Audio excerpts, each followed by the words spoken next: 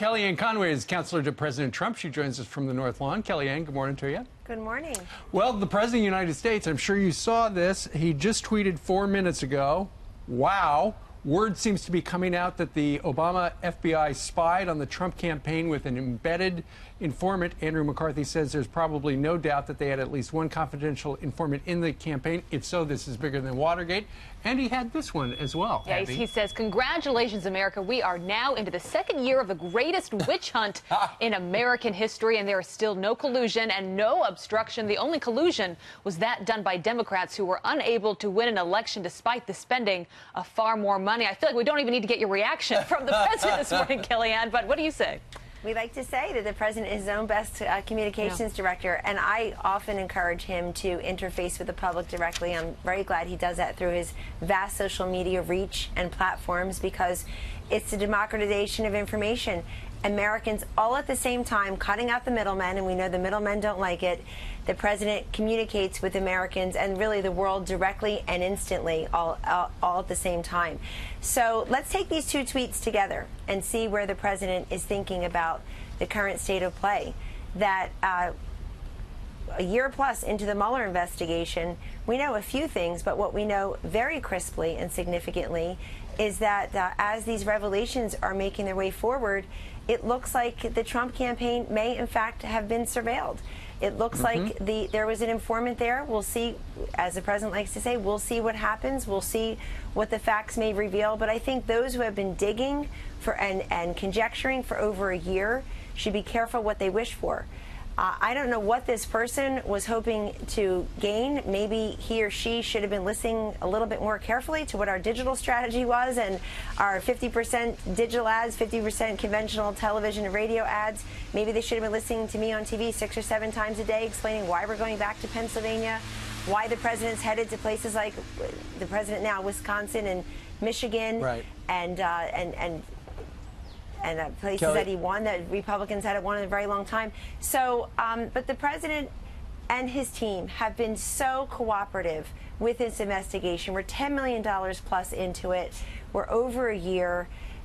Everybody has turned over the documents. They've been in there to visit the special counsel. They've been up on Capitol Hill sharing information. You see a release of transcripts yesterday from some testimony.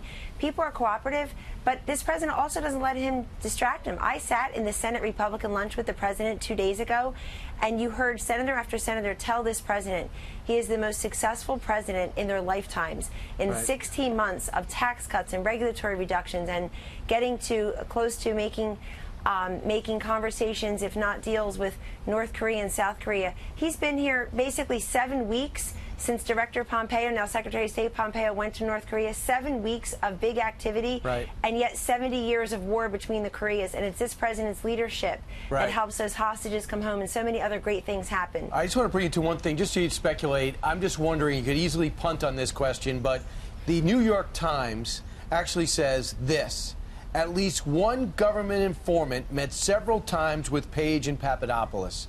So there's some government informant within the Trump camp. Could you just tell me if you have an idea of who that might be? I don't have an idea, and let me say something more important than knowing whom the informant may be. I don't know Carter Page or George Papadopoulos. And if somebody finds some picture where I was in a room with George Papadopoulos and 100 other people, great. Let me explain for the cameras again. I was the campaign manager for the winning part of the campaign. I saw Carter Page on a different network tell the anchor, I've never met Kellyanne Conway. I don't know these two people.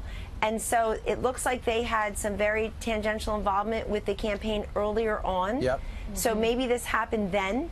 But I think that's very important to note, which is when the campaign team and the structure changed and expanded in August due to the president making his own decisions, then, I mean, the president offered me the campaign manager job, just the two of us together, August 12th. It was a Friday. It was announced the next Wednesday, and he hired somebody else in between that. But if this happened to happen earlier on, if you're talking about Page and Papadopoulos, and this is very important because this whole idea that we're all there together, you saw what we were doing. We were out every day, we were very transparent with our strategy. President Trump was doing 6 or 7 big speeches, Right, he wasn't a checking day with toward the end. Papadopoulos. You know where he was. All right, Kellyanne, let's get your thoughts on North Korea. You were already talking about that. The most recent news out of North Korea saying that they are thinking about not coming to the negotiating table because of this joint military exercise with South Korea. What would cause President Trump to ultimately walk away from this thing? Well, President Trump has made very clear from the beginning, Abby, and it hasn't changed, that if the conditions are right, and so far they were looking good for a while, including the release of those 3 detainees, which people should not gloss over as a check-the-box event. That was an amazingly transformative event. So many of these fruits have already occurred from the president's leadership. But the president has said he can easily walk away also. We'll see what happens. And it's not just up to President Trump. He's ready to go on June 12th. But it's really up to North Korea and I suppose South Korea and what they're doing together. I just saw this morning that North Korea put out a statement. They have a problem with South Korea's leadership. So we'll continue to monitor that. And the president, very much likes the fact that based on his leadership, that and his team, including Secretary of State Pompeo going over there 2 times, that North Korea has already suspended some of their exercises.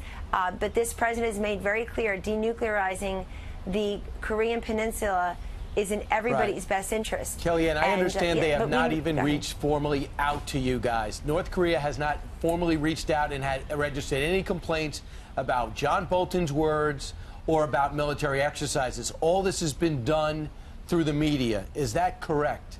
Well, I will say this about that, since I will not confirm or deny that. I will tell you this, that so much is litigated in the media, and it just gets repeated and retweeted without verification. Some people call it fake news. I refer to it as uninformed conjecture, speculation. And it's dangerous because people think speculative opinion, wishful thinking, conclusions in search of evidence somehow rise to the level of facts, particularly those always talking about facts. And they should think thrice about that. Litigating this through the media when you're talking about something as significant as and sensitive as the possible summit between North Korea, South Korea, and the United States of America. But that's conjecture. But look, what Ambassador Bolton has said, what Sarah Sanders has said, where we are monitoring the situation, but we want to verify what is fact and what is fiction before we run out and state that. And I'll leave that to the president and his national security team if there's an announcement to be made. All right, Kellyanne, quickly, earlier this week you said that there would be changes in the White House regarding the leaks, the challenges you guys have faced. Just quickly, what is the update? What is the latest on the leakings coming out of the White House? Well, I think the people who were leaking last week clearly were doing that to hurt the people who were the target of those leaks. And then there is the 99.8% of the information that we know, that some of us know in this place, that never gets leaked. If there were big leaks coming out of this White House, the fruit of the leaks would be in the newspaper, not the process of the leaks. Do you know who the leakers are, though, Kellyanne, at this point? Somewhat, yes. But they're not all in the press and comm shop either, and they're not all junior folks. I mean, let's be very honest here. Hundreds and hundreds of people work on this complex. A lot of people have access to sensitive information, other non-sensitive, non-classified information. Right. And Kellyanne, some of the leaks are authorized. The administration wants to get the word out, maybe float a trial balloon, but it's the unauthorized one, as you said, to try to destroy somebody. Those are the troublesome ones for you. Right. And so I think smaller, tighter meetings are always a better idea. You're just telling people on a need-to-know basis. And I think those of us who are the public faces on behalf of this administration, most of what we know and can be made publicly available, we do. That's the point of me standing here. But there's so much, most of what goes on here and what is known to us is not known to people on the outside. And I think that's incredibly important to note also. Think about the things that did not leak. The First Lady's procedure earlier in this week, and thank God she's fine. Mr. Pompeo going to North Korea over Easter. The First Lady's guest at the State of the Union. There were many, never leaked. I think 8 or 10 of us knew that. So there are, again, I think you have to look at the absence of harmful leaks. But there are many people who nobody knows who they are because they're not household names. Perhaps they're not public faces in administration. They have access to information also. So I think that we're taking a broader look at that also. But the president also wants me to make very clear to all of you that he knows a lot of this is made up also. That speaking of, if you're going to speculate and bloviate about North Korea and what may or may not be true there, you certainly are going to speculate about leaks. But let me make very clear, most of the stories this week were about the process of leaks, not the fruit from those leaks. Yeah.